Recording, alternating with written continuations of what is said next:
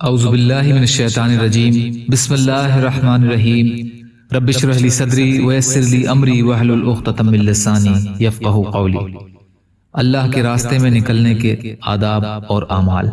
حضرت ارفع بن شریح اشجعی رضی اللہ تعالی عنہ روایت کرتے ہیں کہ رسول اللہ صلی اللہ علیہ وسلم نے ارشاد فرمایا، اللہ تعالیٰ کا ہاتھ جماعت پر ہوتا ہے، یعنی اللہ تعالیٰ کی خاص مدد جماعت کے ساتھ ہوتی ہے، لہٰذا جو شخص جماعت سے علیحدہ ہو جاتا ہے شیطان اس کے ساتھ ہوتا ہے اور اسے اکساتا رہتا ہے۔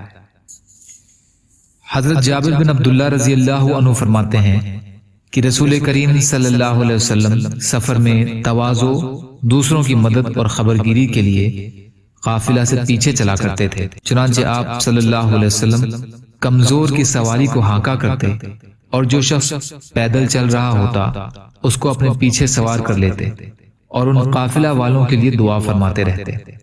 ابو داؤد۔